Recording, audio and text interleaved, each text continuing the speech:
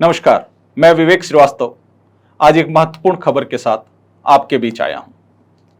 राजस्थान में वर्तमान भजनलाल सरकार को 21 महीने हो चुके हैं।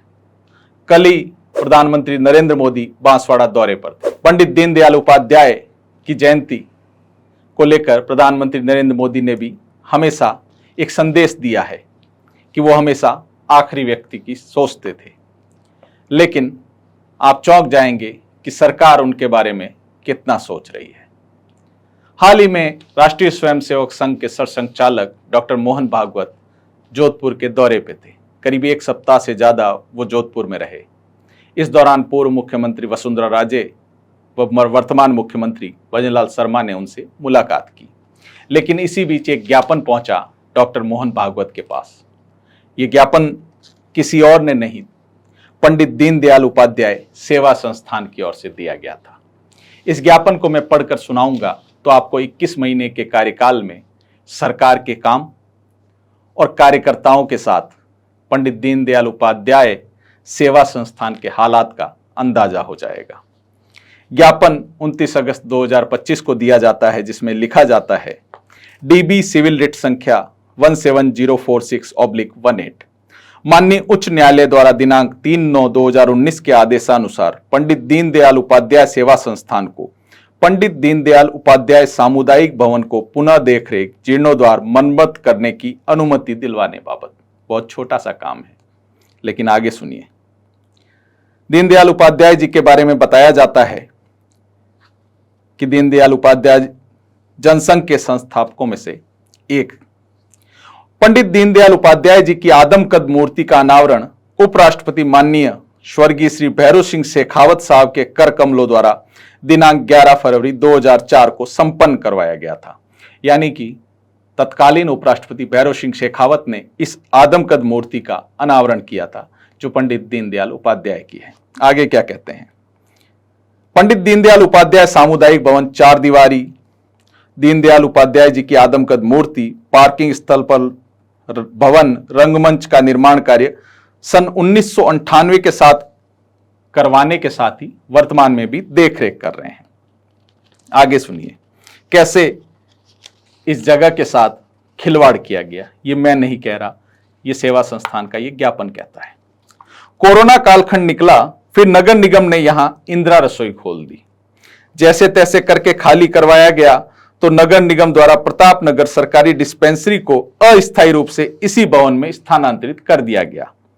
इसे खाली करवाने के पश्चात विधिवत देखभाल मरम्मत का कार्य नहीं करवाने से 2 मंजिला भवन जर्जर हो चुका है एवं पंडित दीनदयाल उपाध्याय जी की आदमकद मूर्ति का पेडल स्टल क्रैक हो रहा है। यानी कि जो आदमकद मूर्ति लगी है पंडित दीनदयाल उपाध्याय जी की, वो मूर्ति का जो पेडल स्टल है वो क्रैक हो रहा है, यानी कि क्षतिग्रस्त हो रही है, जिससे कभी भी आदमकद मूर्ति पूर्णतः क्षतिग्रस्त हो सकती है।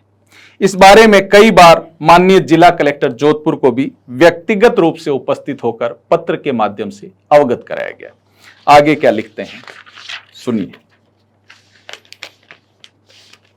मुख्यमंत्री निवास से, यानी कि जयपुर में मुख्यमंत्री भजनलाल शर्मा के निवास से, जिसे इंग्लिश में चीफ मिनिस्टर रेजिडेंस कहते हैं, ओएसडी द्वारा जोधपुर जिला कलेक्टर को भी कार्य करने हेतु कहा गया। यानी सीएम टू ओएसडी ने भी काम करने के लिए जिला कलेक्टर को कहा। जिला कलेक्टर जोधपुर द्वारा 5 से 7 बार कॉल करके नगर निगम दक्षिण सीईओ को कार्य करने हेतु कह दिया गया। आगे देखिए, काम नहीं हो रहा है।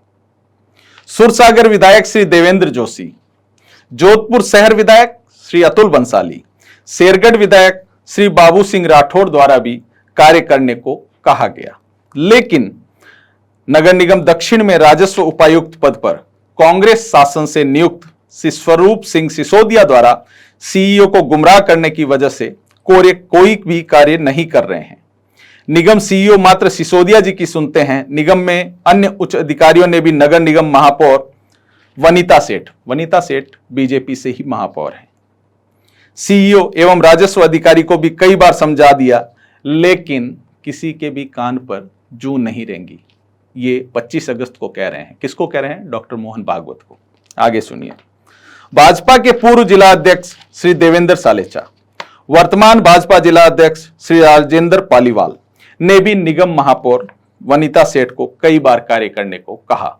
यानी कि आप लेयर देखिए, विधायक ने कह दिया, मुख्यमंत्री निवास से ओएसडी ने कह दिया, कलेक्टर को कई बार निवेदन कर दिया और कलेक्टर ने भी कह दिया, लेकिन सेवा संस्थान कौन सी, पंडित दीनदयाल उपाध्याय सेवा संस्थान क्या कह रही है कि आदमकद मूर्ति है, उसका जीर्णोद्धार जरूरी है, जो भवन है वो क्षतिग्रस्त हो रहा है, लेकिन काम नहीं हो रहा है। विधायक भी बीजेपी के हैं, कांग्रेस के नहीं। आगे चलते हैं। एक बड़ा आरोप लगाया गया है। नगर निगम दक्षिण जोधपुर भाजपा बोर्ड महापौर सुश्री वनिता सेठ पंडित दीनदयाल उपाध्याय सामुदायिक भवन के पार्किंग स्थल को किसी निजी कॉलेज को देना चाह रही हैं। मैं वापस पढ़ता हूं। वनिता सेठ पंडित दीनदयाल उपाध्याय सामुदायिक भवन के पार्किंग स्थल को किसी निजी कॉलेज को देना चाह रही हैं। महापौर अपने निजी स्वार्थ में पंडित दीनदयाल उपाध्याय सामुदायिक भवन की अधिकृत भूमि को खुर्द फुर्द करने का प्रयास संगठन हित के विरुद्ध है। अतः आपसे निवेदन है कि ऐसे तुच्छ प्रयास को रोकना चाहिए। अब वनिता सेठ इतनी मजबूत तो है नहीं कि मुख्यमंत्री निवास से भी फोन जाए, कलेक्टर के भी फोन जाए तो भी वो काम को रुकवा दें। कहीं न कहीं किसी का हाथ है।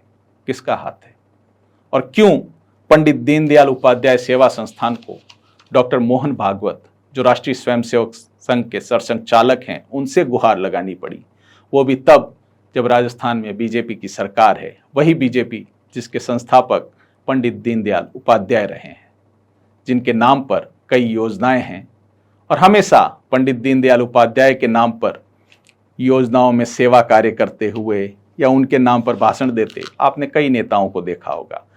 प्रधानमंत्री नरेंद्र मोदी और केंद्रीय गृह मंत्री अमित शाह भी अक्सर कहते हैं कि अंतिम व्यक्ति की दीनदयाल जी सोचते थे और उनके सिद्धांतों पर ही पार्टी आगे चल रही है। लेकिन आज दीनदयाल उपाध्याय की मूर्ति अपनी ही सरकार में गुहार लगा रही है कि मरम्मत करवा दीजिए। 21 महीने हो गए हैं। ये काफ़ी है सरकार के हालात। अगर संस्था जो पंडित दीनदयाल उपाध्याय की है उसके ये हालात हैं तो कार्यकर्ताओं की इस सरकार में कार्यकर्ता के क्या हालात होंगे, ये देखने वाली बात है। इसी प्रकार की खबरें हम लाते रहेंगे द हंटर न्यूज़ पे। अगर आपको अच्छा लगे तो लाइक एवं सब्सक्राइब अवश्य करें।